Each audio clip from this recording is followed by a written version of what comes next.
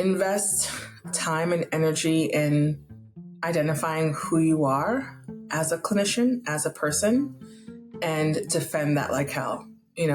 Figure it out, name it, get to know it, think about all the parts of it, and stay true to that. Let that be like your home base and your guiding force, because it can be easy to get caught up, I think, in what feels right and makes sense, whether it's let me get this full-time job so that I don't have to worry about chasing clients, or let me risk everything to be in private practice and grow that and build it. And whatever your path is, just investing that time and energy into figuring out who you are and letting that sort of make your decisions for you.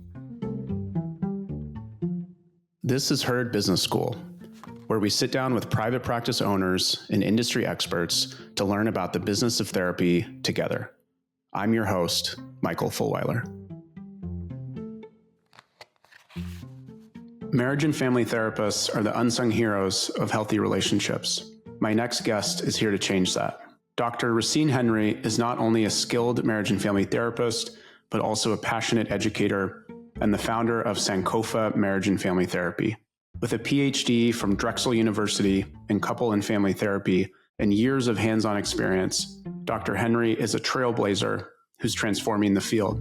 Her innovative approach, called ICT, or Integrative Culinary Therapy, blends her love for cooking with therapeutic practices, creating a fresh, relatable way to connect with clients and address their unique needs. In our chat, Dr. Henry dives into how she navigated the challenges of building her practice, finding her niche, and embracing her authenticity to create a thriving business. She emphasizes the importance of staying true to yourself in your therapy practice by investing time and understanding your identity and boundaries.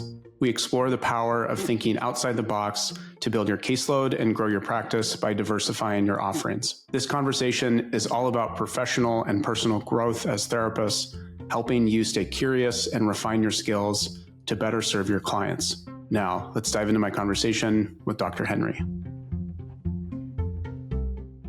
Dr. Racine Henry, welcome to the show. Thanks so much for having me. People may not know this, but I'm actually your publicist.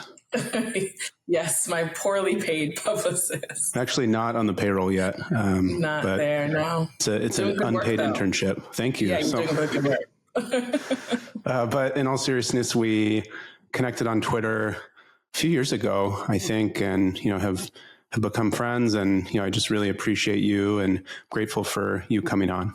Same here. Thank you so much. I also have a soft spot for MFTs. I spent the first 8.5 years of my career at the Gottman Institute. So just wanted to express appreciation for the work that you do as a marriage and family therapist. We're going to get into that. I also want to give you the opportunity at the top of the show here to plug a petition that you started. Could you talk about that? Yes. So marriage and family therapists are the only helping profession without a national month of recognition. And I realized this when I saw, I think Social Work Month happened a few months ago. And I kind of Googled when's MFT month, and nothing came up. So I thought we should start one. And I arbitrarily picked August. I'm a summer baby. I didn't want it to be in July when my birthday was. And so I just picked the next month. And so that was really the science behind it. There are some other things I've found about Piaget and Freud and how August means something in the mental health field. But that aside, I began a petition on change.org. We're about 8 signatures shy of 1,000 signatures. It hasn't been up for a month yet, which is great. I've been in contact with AAMFT, or the American Association for Marriage and Family Therapy, about them helping with the advocacy. I also have plans to contact my local assembly person who I know personally for help with getting it to Congress. So hopefully before August, or in the next year or so, we'll have August as National MFT Month. That's amazing. I look forward to that. We will drop the link in the show notes. So if you're listening to this, if you're watching this on YouTube, hit pause right now, go sign the petition. I signed it this morning. Share it with everyone you know. We'll get it out for MFTs out there. Would love to dive right in. You got your PhD from Drexel in couple and family therapy. You also did a fellowship, I understand, through the AMFT. Could you talk about what that experience was like? Yes, so I was a part of the Minority Fellowship Program. It's now changed names to the Advancement for Human Systems Foundation, I think, for the Advancement of Human Systems. And basically, it's a support network for minority identified students or those who have a strong interest in working with minoritized populations who are pursuing MFT degrees. The fellowship is larger than just MFTs. It's in other helping professions as well. But my experience was amazing. I now serve on the advisory council for the fellowship as well. So I get to be a part of choosing the next round of fellows. And I've presented at their institutes a few times in the past as well. So it's for master's students and doctoral students. You can apply before you even get into a master's program as well. And there's a financial aspect to it. So you do get funding behind the fellowship. But the purpose is to support your interests in treating minoritized populations, but also those who are dealing with substance abuse issues primarily. It was initially funded through SAMHSA, which is a substance abuse organization, a federal organization. And really, substance abuse is unavoidable. It permeates all populations, all treatment issues, all cultures. And so it's a really important presenting problem to know how to address, to know how to assess for, to know how to treat, among other things. So my focus has always been on couples. But again, with couples, with any person, there's usually a thread of substance abuse at some level, whether it's in family history, personal history, present, issues, whatever the case is. I learned a lot in that fellowship. We had different institutes that were, I believe, biannually when I was in the program, and they had guest speakers come. So it was like 2 or 3 days intensive of learning in all these workshops. And then part of it was also going to Congress, going to DC and lobbying for different things that MFTs were wanting to, get passed. And they still do that now. There's also a community service aspect to the fellowships. When you go to these intensives, you're also contributing to the community that you're going to. And there are different locations throughout the country for each one. So it's a really great way to network, to meet other people who are in the same part of the journey as you are towards becoming licensed MFTs. And as a person of color, as a woman of color, it was great to meet other people of color and to learn from people of color in a field that is still very white male dominated.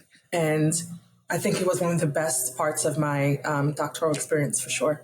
That's amazing. Yeah, I was going to ask if you know the percentage of MFTs who are non-white. I imagine it's probably pretty small. I've seen the statistics on psychologists, and I think it's like 2% or something of psychologists are Black. So do you know with MFTs, if it's similar? I believe it's probably less. MFT is a smaller field. There are a lot more women in the field now, I think, than before.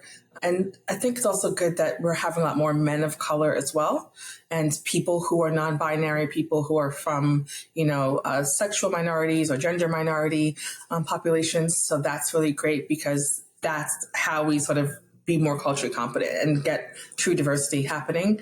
But it also challenges the field too, because mental health as a whole is rooted in white supremacy and patriarchy, right? There are a lot of ways in which how we diagnose or what diagnoses are come from institutions that supported racism and slavery and all of those other things. So as the field, the clinicians change, I think it brings more awareness to what our clients need. And then we can develop different policies, different best practices that are truly helping the people that we're serving. I'm glad you brought that up. I want to come back to that because you've developed your own unique method of couples therapy that we're going to talk about. I do want to ask, before we get to that, why you got into couples therapy in the first place. Have you always been interested in relationships, or was it something in graduate school that you decided to pursue? I think both. So I've always loved relationships and talking about relationships. It always fascinated me how these two people decided to be together and how they stay together, right? Like that magic of meeting a complete stranger who you then 10, 12 years later, you're with and have children with or a life with. Going into undergrad, I wanted to be a physician. I wanted to be a pediatrician. I did not do very good at the sciences in high school. So getting into college, I was like, I'm not taking physics again. There's no way. I barely survived the first time. And so I sort of pivoted because I always wanted to be Dr. Henry. I always liked the idea of that. And I wasn't raised to believe in limits or things being impossible. So I thought, okay, I'll just find a different way to be Dr. Henry. And that was the PhD route. And so it was just a matter of like, what would I get the PhD in? My junior year in undergrad, I discovered I can get a double major by just taking 3 extra classes. And so I was like, cool, 2 majors sounds like I did college good, you know? And so in the second major, my first was psychology, second was sociology/social psychology. I learned about the field of MFT and that it was a thing. I didn't know marriage and family therapists were not marriage counselors or not just people who, you know, dabbled in working with relationships. And I went into it because my advisor at the time was like, there are states that are making divorces more of a process that involves mandatory couples therapy before filing. And that would create a need for more couple therapists. So I was like, great, I have job security lined up. Let's just go and do it. And I thought, very erroneously, that I'd be learning about love and relationships and learning about, you know, how to keep people together. And the very first day of grad school, it was like, nope, that's not what we're here to do. We're talking about the science behind how people interact, how people bring their past experiences and their families of origin and their belief systems into interpersonal relationships overall, not just romantic ones. But I was always focused on the romantic ones. I always knew I wanted to focus primarily on couples. I didn't get the chance to do that until about 10 years later when I began my own private practice in 2018. But prior to that, you know, in internships and other settings, I was always finding a way to focus or know about the romantic relationships. Part of why I love being an MFT specifically is that we focus on relational therapy, right? So I think the field is like a misnomer that it's not about couples, it's not about families, it's about relationships, right? It's about how do you relate to the world as an individual person? How does that then impact the conflicts or issues that you're having interpersonally? How do you relate to who you identify as in the society you live in? So here in this country, what does it mean to be a Black woman or a white man? What messages have you been taught about that identity? How have you experienced the world with that identity? And how does that also impact what you're going through mentally and emotionally? So even if we have an individual client, I'm still asking about your family, your work relationships, your friends, right? So there's this global humanistic aspect to the work that we do. And so that's what sort of sustained me from that very first day. I truly believe I've always been an MFT. I just didn't know it until I knew that language or that terminology. It felt and still feels so second nature to just who I am as a person and how I want other people to feel about themselves and their lives. So it's a very strengths-based, very empowering, very be who you are and as you are. And what does that mean about how you get through life and shifting some things, but at the core of it, being secure and confident that you're capable of whatever you want to have happen. It's a great point that you're making. I think that mental health in the last 4 or 5 years, like coming out of the pandemic, has become a lot less stigmatized. You know, going to therapy has become a lot more normalized, but it seems like that's really limited to individual therapy. I think couples therapy is still seen as something that you do if you have a problem in your relationship, right? Or it's like people don't talk about going to couples therapy with their partner because it sends the message like, oh, they're going to get divorced, right? Or maybe there was an affair. And so I think there's still a lot of work to be done and a lot of conversations to be had around not just the couples therapy work, but the relational therapy as well, right? There's this great Esther Perel quote that the, quality of your life is dependent on the quality of your relationships. I may have butchered that, but it's that sense, right? It's like our lives are relational. We had Dr. Melvin Varghese on the show, and he talked about how business is about relationships, right? Like the way that we interact in the world is about relationships. And so if you can learn relationship skills, like it's going to impact you in other parts of your life, not just in your romantic relationships. I feel very fortunate that I was able to work with the Gottmans for many years. And, that's impacted how I relate to people at work, how I relate to my friends. So I definitely would encourage folks to, look into couples therapy or relational therapy just to read up on it and, learn some of those relationship skills. I think you make a good point about people coming to therapy more often. It's definitely true, even for, and especially for Black people. In 2021, how to find a Black therapist was one of the most searched Google phrases. And that just speaks to not only the progression that we've made as a community, but also the impact of all the sociopolitical things that were going on in the last 10 years, especially, and how that's impacted an awareness for mental health services or mental health, right? Like we don't have mental health physicals like we have yearly body physicals. And we've operated for too long on this idea that we can separate the mind from the body. And any therapist and physician will tell you that they're all connected, of course. And so how one part of your body is doing is going to impact the rest of you. And that's true for just your overall well-being. So if you're not feeling well physically, you may not have the best attitude. If you have a mental stressor or emotional stressor, your body can reflect that in physical illnesses. And so if we don't start to treat all of us and all of our experience and all of who we know ourselves to be, we're going to continue to have all these different things that I think can be avoidable.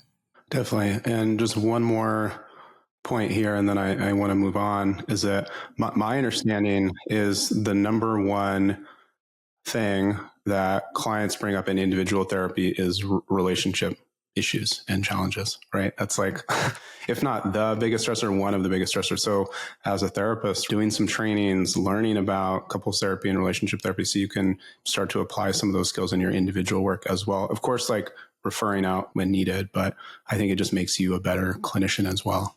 Sure. You mentioned that you started your private practice in 2018. Can you talk about what that experience was like for you, what the process was, what were the steps that you took to start your own business? Yeah, I was lucky enough to have an internship that began in 2014 that I was at for for 8 years. I left just before getting my most recent teaching position. And the internship was at a private practice with a wonderful woman who I'm still mentee and friends with to this day, who ironically enough is a licensed clinical social worker. But her practice was new when she hired me. I was her first hire. She now has like 10 or 12 clinicians, and it's this huge booming business. And so getting in at the very ground level, I was able to learn so much from her. I learned a lot about the business side. She was a wonderful supervisor. She was a great life, mentor as well. And I think without that experience, I would have been floundering a lot more in my private practice than what I was, thankfully. So I can call her right now and say, what about this thing? And she would give me, a great answer.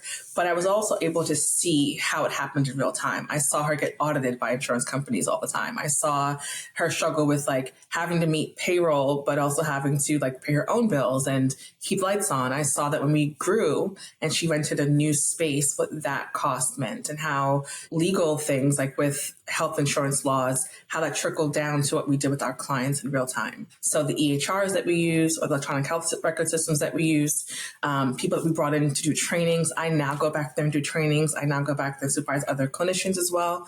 Just seeing how things can shape and move in a business, but then also learning different ways to make money and to create and generate, income. I learned a lot from her. So the process for me was, I always knew I wanted to be in private practice to focus on treating Black and brown couples and non-monogamous couples and interracial couples. That wasn't the initial goal. The non-monogamous interracial couples sort of found me along the way, but the Black and brown couples were always my focus. And a lot of that was because I was treating so many clients who were not Black and brown throughout my entire career, no matter where I went in school, that I knew that I wanted to, as a Black therapist, treat people who looked like me. And she was always a very big proponent of that, even though she's not Black herself. And that was really important too. So that influenced everything from the name that I chose of Sankofa Marriage Family Therapy. Sankofa is a West African bird from folklore. And the word Sankofa means, in order to go forward, one must use the best of what's in your past. So you can't go forward without looking backwards, right? And the Sankofa bird is always pictured flying forward, looking backwards, holding an egg in its mouth, which I think is really great symbolism for what I believe to be true about therapy too, right? That understanding where you come from and who raised you and all of those elements of how you got to be who you are, understanding that healing from whatever trauma may be a part of that, knowing how to use the strengths and the resilient qualities of that is what's going to help us go forward in the best way and propel us forward. So that was how I named my practice. The process was very interesting being in New York. There are a lot of processes and policies in New York that are very antiquated that don't exist in other states. So one of those being when you start a new business, you have to advertise in a weekly and daily paper, like newspaper, a published physical paper for 6 months straight. And as a new business, where do you get the money to do that? Like how do you even afford just that? Getting the name was a big deal because New York has all these rules about what you can and cannot name something, but they don't tell you the rules. They just tell you that name won't work, try again. And you have to kind of trial and error. And this is all happening through snail mail, at least in 2016, 17 it was when I was establishing all this. So you're mailing things, you're signing things, you're taking copies and mailing other things back. It was just but I did it by myself. I refused to pay anybody to do it. I refused to, sink more money into a new business before even seeing my first client, but got that all figured out. And I've been treating clients ever since. I also do other things like consulting with other businesses. I supervise other clinicians. I, again, do trainings, webinars, workshops, etc. I want to talk about those other income streams and really dive in. I'm curious if there was anything when you did go out on your own that maybe surprised you that you weren't expecting. It sounds like you had a great introduction to the business of private practice working, at the group practice. And I recommend that to therapists. Like if you have the opportunity to go work for someone else, when you're first entering the field, like it's a great way to learn versus just jumping right in, and some folks do that, right? They just jump right in. And that's okay too. But I'm curious, like once you did go out on your own, was there anything that was surprising or, unexpected? So in my practice, I've never taken insurance. And part of that was like seeing her go through all these insurance battles and just saying, I don't ever want to be a part of that. I was surprised about the guilt I felt about having a private pay rate and saying that rate out loud to new clients, especially to Black clients who I felt like having a rate that didn't involve insurance that, is 3 figures high could create a barrier to treatment. And the whole point of me being a Black therapist was to remove barriers to treatment. So I really had to work through that guilt I felt around asking what I thought I was worth and treating the people that I wanted to treat. And that's not to pathologize and say Black people can't afford therapy, but therapy is expensive as hell, right? Like I can't afford my own rate if I were to go to therapy every single week necessarily. So just having the consciousness of that, and balancing it with doing a lot of pro bono therapy, of course, offering sliding scale fees. But at the end of the day, this is a business I have to run, and having to figure out where that ethical, moral, and like personal values balance happened while also trying to navigate being a business owner. How did you get clients early on? Like, how did you market your business besides putting an ad in the newspaper? Well, I had a lot of word of mouth from the practice I was in for all those years. But because I wanted to reach Black and brown people, and I work and live in Staten Island, where it's mostly a white dominated, borough and city. I use things like Psychology Today, which I know is super controversial, but I, use them. I use Therapy for Black Girls, and that was fairly new back then as well. So that was exciting to see and to be a part of. And I know we both love Dr. Joy, and she's amazing. And I just tried to learn marketing. I still feel like I'm horrible at marketing, which is why I don't pay you to do it, but to do it for me. But marketing, I think, has been my biggest struggle as a clinician. Like there are a lot of ethics around how we can market as therapists and what we can say and whatever else. But besides that, I think marketing requires like consistency and patience.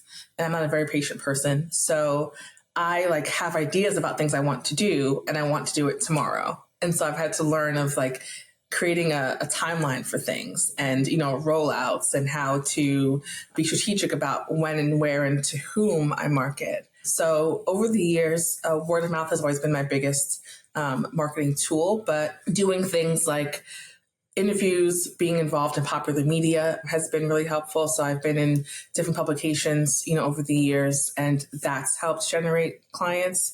And going to conferences helps because you can network, and then therapists will refer clients to you. And so when I was seeing clients in person, I would be in office suites with other professionals, whether they were lawyers or talk about referring clients to each other. But since the lockdown of the pandemic, I have not gone back in person. So doing things virtually has been a huge shift in my business, and it's changed that marketing aspect too, because I spend so much more time online that there are different and easier, I think, ways to market. Social media being one of them, for sure. I'm glad you brought that up because that's where I was going to go next. How has your business changed since the pandemic? Were you seeing clients in person before? Now you're seeing everyone online, like how you're marketing your business. You mentioned the networking aspect, and even are you, using software tools now maybe to manage your business that you weren't using, say, 5 years ago? I'm just curious how the business has changed for you. No, I'm really old school. I don't use any software tools. I barely type my notes. I like to handwrite them. I'm still back in that that archaic way of doing things. But since lockdown, like I said, I haven't gone back in person. Before lockdown, I had offices in Manhattan, Brooklyn, and Staten Island. So, and I was using like Peerspace and those kinds of like rent by the hour things. So I was literally in any given day traveling to all 3 boroughs, trying to find parking and paying for toll, being in traffic. And so one of the best things I think about lockdown for me personally has been like a better quality of life, that I now do everything primarily online, which allows me to not be in a rush all the time, to feel like I'm not like running everywhere forever. I can do a lot more other non-therapy related things that are businesses or interests or hobbies or whatever else. And I find that my clients also have a better quality of life. They're not worrying about babysitters or rushing to find parking, and but still getting that human to human interaction. So getting, quality therapy. Prior to the pandemic, I was so anti-teletherapy. Again, being old school, training, in front of a one-way mirror and being in the physical space of the client. But I think having over a decade of those experiences definitely helped the transition. And that's been really key. I think for my business specifically, it's been easier to connect with people virtually as well, because during lockdown, they gave out all these provisional licenses in different states. So I was able to have clients, on a larger scale, and again, connect with other people in different states as well and network and that kind of thing. But I think it just exposed the need for mental health treatment, and also like all the barriers that we have to it, like not having compact laws or not having reciprocity with licenses across states. So for me, it's just sort of empowered me to do more outreach and to do more things that bring awareness to what MFTs do and who we are and how valuable the work that we do is. Is there work that's being done to change some of those state licensing regulations? I know for psychologists, for example, they have PsyPact, where it's like you can see clients in 30 different states now. Is it the same for MFTs, or do you see it going in that direction? We're trying desperately. There are a lot of states that have started the compact agreements in legislature. We are constantly lobbying for that.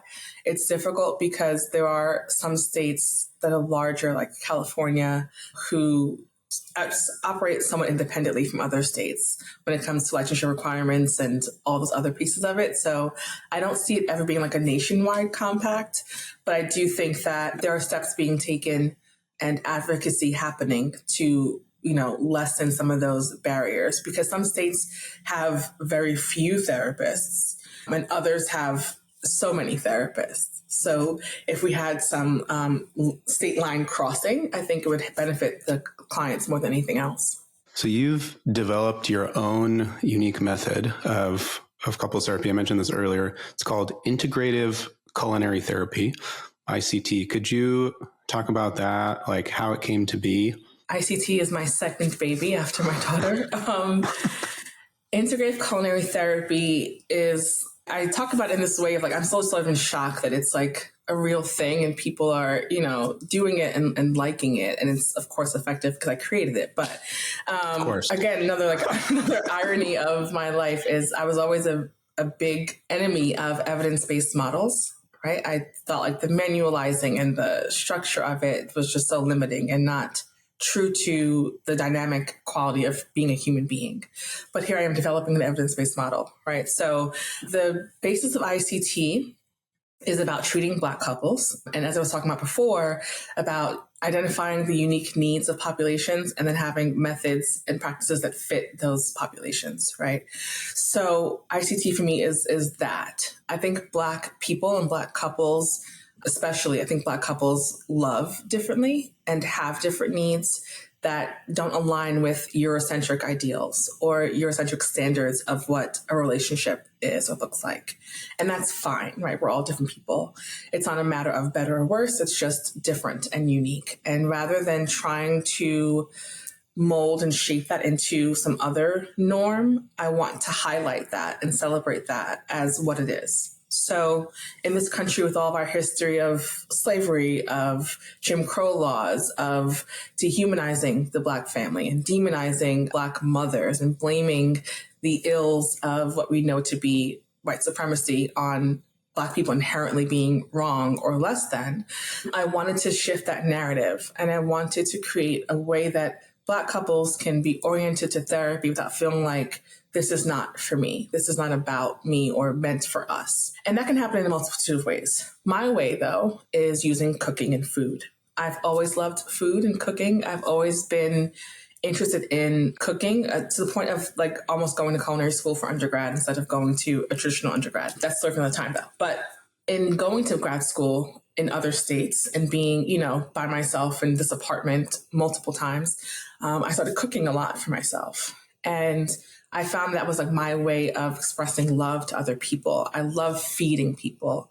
Anyone knows they come to my house, you're not going to leave until you eat something, right? Like even in college, I had like an event planning company and people came to parties early because they knew that the food was going to be there. You come and eat and pregame, you leave, get dressed, and you come back. That was always the thing for my parties. It's been a part of who I am and sort of how I've practiced self-care and that kind of thing. But it really came to a head in merging the two loves of therapy and cooking when I had my own daughter. So my family is Jamaican. My husband's family is Black American. And my mother was our caregiver for my daughter's first 10 months of life. Thankfully, we were so lucky to have her retire a month before my daughter was born. And it was always a joke her and I had growing up of I'm going to, give my kids to you when you retire. And it happened that way. So my mother is very old school Jamaican. She's an immigrant to this country, but, she's Americanized. She has her own PhD and, whatever else. But Jamaican is her leading, personality trait. She wanted to feed my daughter cornmeal porridge when she was watching her, which is a very traditional drink in breakfasts, right? And it's amazing. And my husband was like, no, I don't know what that is. I don't want her eating it. I'm afraid of her choking. I'm not familiar with it. And it wasn't this huge blow up, but it did cause I think it caused me an awareness of he has an opinion about something that to me feels so inherent and feels so unnatural, right? That not that I didn't consider him caring about what his kid ate, but I guess I didn't consider that it'd be a no. It's just she's eating, she's a baby. Of course, I'm just going to take care of her and be fine. So we had to have this conversation about what this means, what it means to my mom to be able to feed this to her granddaughter, what it means to me to have my daughter eat the things that I ate growing up and the things that I can remember just walking to school, holding my little excited cup of cornmeal porridge and loving it. And we started to have these different discussions around cultural identity. And he always knew my family was Jamaican, of course, because Jamaicans, you can't ignore the Jamaican part of them. But I think that we started to discuss what this means for our child, that I want her to know about her Jamaican heritage, because I grew up knowing more about Jamaican culture and history than I know about American culture and history, right? Even though we were raised in this country. There's a lot of pride behind that. There's a lot of identity tied to it. And it was so important to me. And my daughter loves being Jamaican. You can ask her anything about it. She'll tell you. So in having those discussions with my husband, I realized that it was a different layer of intimacy for us. This cultural intimacy was happening, right? That we would go to his family reunions in the South and she would get exposed to that side of her family of origin and her culture. And then she'd be with my family and have our Christmas traditions that were Jamaican Christmas traditions and all these other things, like the, patois and like all these other things. So I thought a lot about the couples I was treating at that time, who happened to mostly be interracial, ironically, but they all had a Black partner, and the Black couples I was treating, and just the research I had done and the other like work I had done around the needs of Black couples. And I thought about, how can I introduce Black couples to therapy in a way that felt comfortable and familiar. And I think that food is like center for most cultures, but especially for Black cultures, right? Food holds so much like historical meaning as well. And so in, I think, 2019, I had the idea for a Palette for Love, which is the public-facing event of Integrative Culinary Therapy. So I had these 3 couples on Valentine's Day weekend meet at a brownstone in Brooklyn, and I assigned each couple the same recipe, but with a difference, like handicap, I called it, which is probably a very politically incorrect term to use, but an obstacle they had to overcome in the doing of this recipe. And they weren't told beforehand what that was, but they were oriented to it as though it was a group therapy session. So they signed informed consent forms. We had a group therapy kind of talk before about like what they wanted to address in their relationships and where they were at in their relationships. And then we did the cooking exercise. I had made my food prior to them coming, and so we were able to all sit together and eat. And while we were eating, we discussed what they had gone through, their thoughts and feedback, and I recorded all of it. I still have it to this day. And it was just like, oh my God, this is how this happens, right? Like, this is what I've been envisioning, and here it is happening in front of me. So that really put a battery in my back to fully pursue this as a thing and not calling it like, oh, my little project, but here's my couples therapy model. I've held a few other Palette for Love events since then, some for for single people, and then also for couples, whatever else. During lockdown, though, I had all this time on my hands. And so I was able to write a cookbook called The Palette for Love that had recipes and these exercises in it as well for individuals, couples, families, and then friends groups. And that kind of gave it a little more shape. Last year, I got a grant from Northwestern, where I teach, to do a pilot study with this model to really substantiate it. So I'm in the middle now of doing that pilot study with 3 different couples. And I've expanded the exercises to 4. So it's a 9-session model.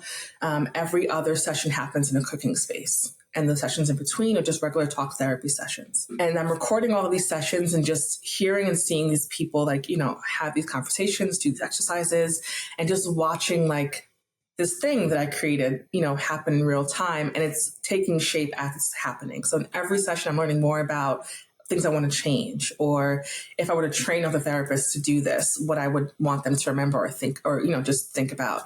I've been lucky enough to present on this model at several conferences. So I was in Japan in April, presenting on it at the International Family Therapy Association World Congress. I'll be in Denver next month, presenting on it at the American Family Therapy Academy conference.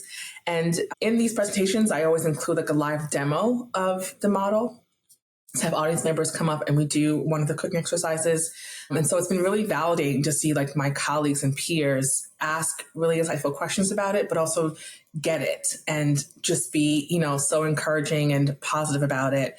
I've been able to talk to students about it at different conferences as well. I have several people waiting for me to develop a manual so they can be trained in the model. And I imagine it being some kind of 2 or 3 day, training that people can then go and do this in their own communities. And I've been very intentional about it being focused on Black couples, or couples of color at the very least, because the idea of it is, if you could have someone eat something that would make them know more about you, what would that thing be, right? What would that dish be?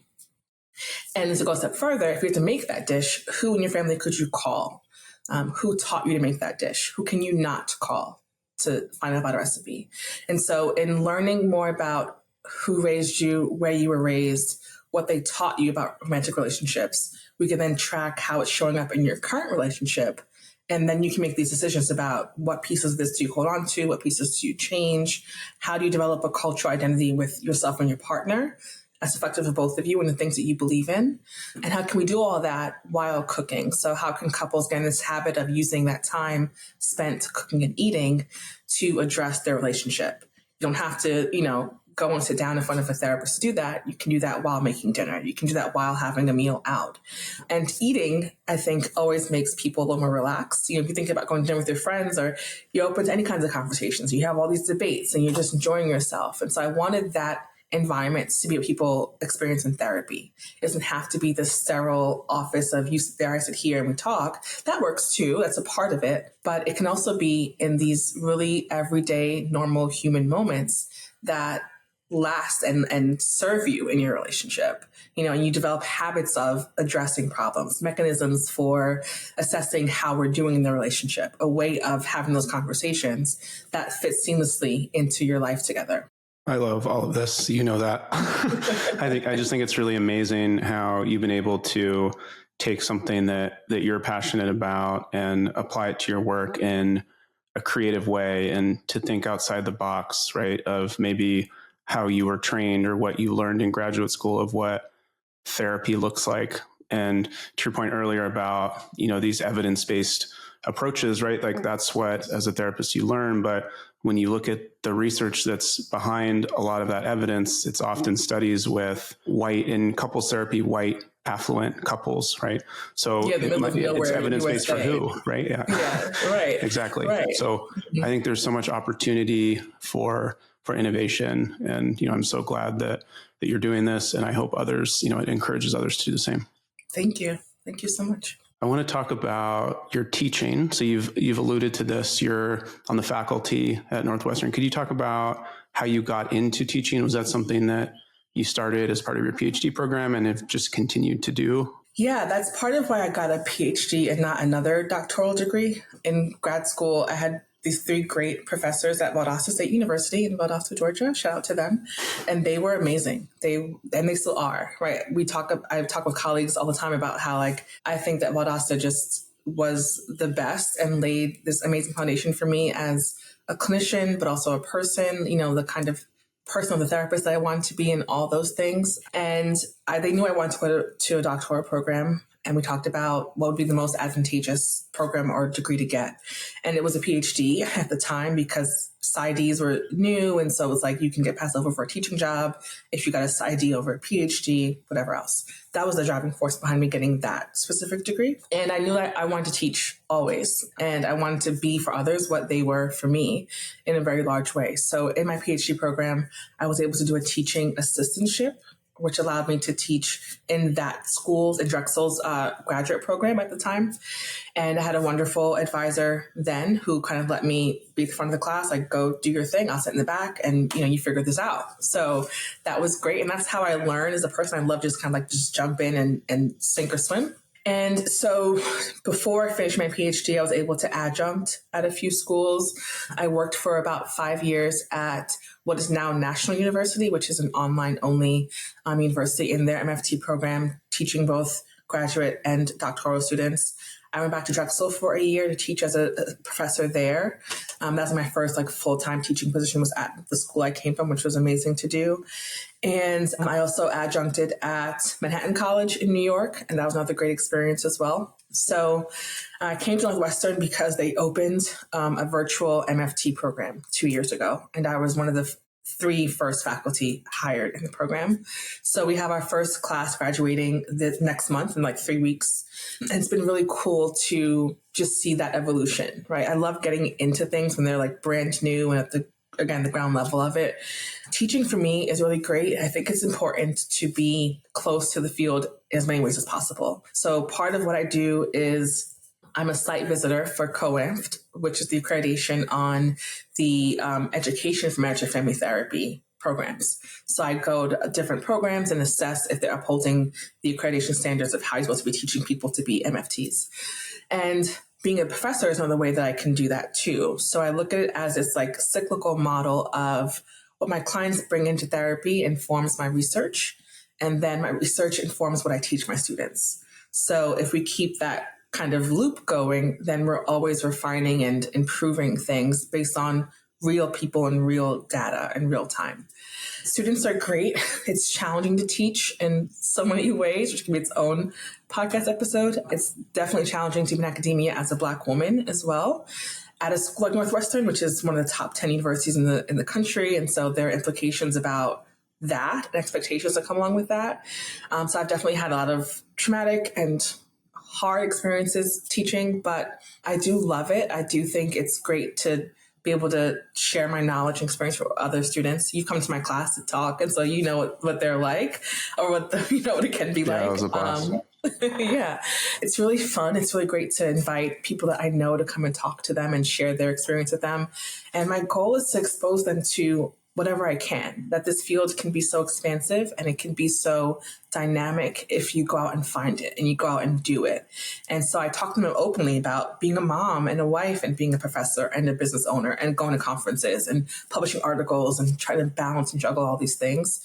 They know about my model and they're all excited for it and love it and give me feedback about it. I share clients with them and they give me questions to ask my clients in next sessions. So that's the kind of professor I had. I had people who were humans and they were professors and they were in the field and these amazing, experienced, wonderful people. And so I hope I can be a small part of that for somebody else. And it's been a ride, but it's been good so far. Overall, I would say. What are you seeing from this next generation of therapists who are coming into the field? Like, what do they care about? What kind of questions do they have? Well, they care a lot about everything. They care a lot about everyone, which is great. They have a passion for, every identity, for every population. And so I talk with them a lot about like niching down, right? About like picking your thing and getting really good at that thing. And being okay with not doing everything because you can't do everything and you shouldn't want to, right? You should want to focus on what you focus on and be okay with that. But then also like be really proficient at it too. And so that's been really fun. I think that they are a lot less afraid about like shaking things up than I think we were as students. I think the same policies and the same kind of structures are there, but they're kind of like, well, that's fine for now, but we're going to do something different, or we're going to change this, or we're going to push that for as far as it can go before it breaks, which is exciting and really, really cool to see. I have a lot of colleagues and friends who are professors, and we all talk about like, these kids don't care. They don't care. These students don't care in a good and bad way, right? Like they're entitled and they're privileged, but they're also really passionate and really dedicated. So it's exciting to watch. It's exciting to know like kids are all right. Like they're gonna do really great things and they're in it for the right reasons. Something that I've seen that I've appreciated from younger therapists, especially on social media, is just the authenticity. And these people just aren't afraid to be themselves and show up in, who they are. Obviously need to follow, ethical guidelines and all of that. I think when someone is looking for a therapist, especially now, right, they're looking for a therapist online, they're looking for someone that they feel like they can relate to and connect with. And, if you're creating content or you're, active on social media and, you're putting yourself out there in an authentic way, that's going to attract, clients who, are looking for you. So I think that's a cool thing versus I think historically, right? Like even, probably you when you're in graduate school, probably taught like self-disclosure is not something that you do, right? And it's like, as a therapist, you're like totally blank slate, all of that. Yeah, I was taught that generally by the field, but in my programs, I wasn't taught that, thankfully, right? I was taught the opposite, which I think is what made the programs I attended so unique. I loved being at Valdosta. I loved being at Drexel when I was there for both places, right? At those times, it was really about you can't be a blank slate because people aren't blank slates. You need to be your authentic self, but it's also about knowing who the authentic self is. So who are you as a person? How does that impact the therapy that you're doing? And is that aligning? Is that congruent? And if it's not, then what do you need to do to make it so? So there are things I kind of like ask myself in my head all the time that are in that same vein, right? Of like, is this true to me as a person? ICT is so true to me as a person. Like my model is me, right? And that's been a really great lane to be in and a great lane to create for myself. But because it's new and I have to get it out there, I have to also recognize like in marketing this or in talking about presenting on it, I have to be confident in it. I have to believe in it and take criticisms or, people who don't like it and be okay with that and still believe that this is what I should be doing. And I think if I hadn't been trained to honor the individual behind the therapy, it would have been a lot harder for me to do.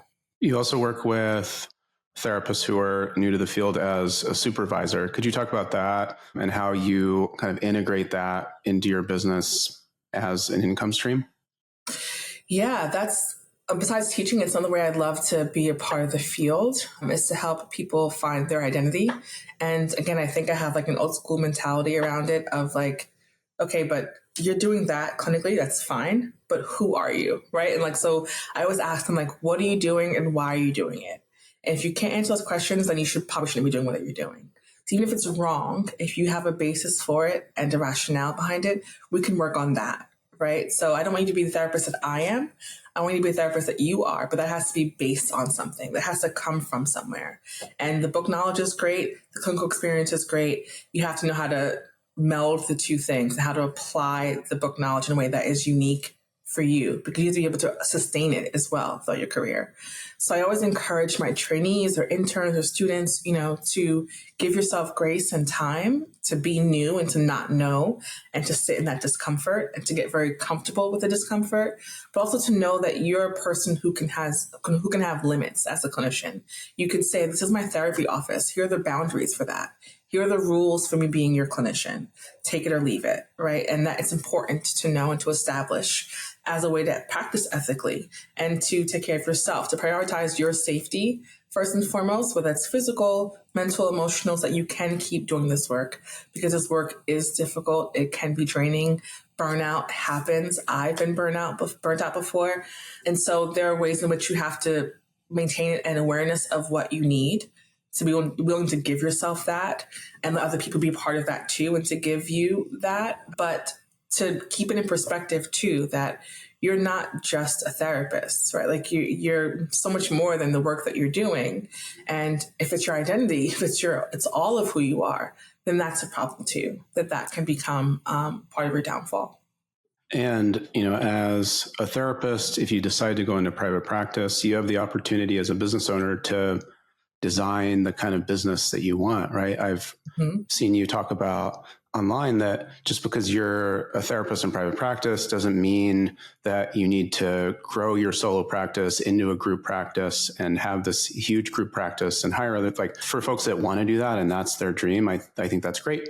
We had Lisa Savage on the show, who is a co-founder of Clinicians of Color. She founded the Center for Child Development in Delaware. It's now the largest Black-owned practice in the country, right? It's amazing. Yeah. Like, that was her journey and like that was her dream. For you, it sounds like, seeing client, that sounds like a lot of work, right? But it's like having a small caseload, teaching, consulting, speaking, having more variety in the kind of work you're doing. It sounds like, that's the kind of business that you want to build. Could you talk about that?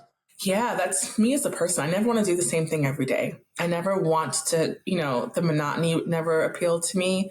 And that's part of why I like private practice, is like the 9-to-5 thing was just never, ever my zhuzh. It just wasn't. But I've had to then be conscious of like, you have to take care of yourself and pay bills and pay student loans, right? And help raise this child. So there have been times when my private practice was my like full-time job and times when it's been my part-time job, and then when it's shifted, like what other sources of income are supplementing that. So I know that I have a lot of privilege in having a full-time salaried position while running a private practice. I'm not dependent on my clients to feed myself or pay my bills.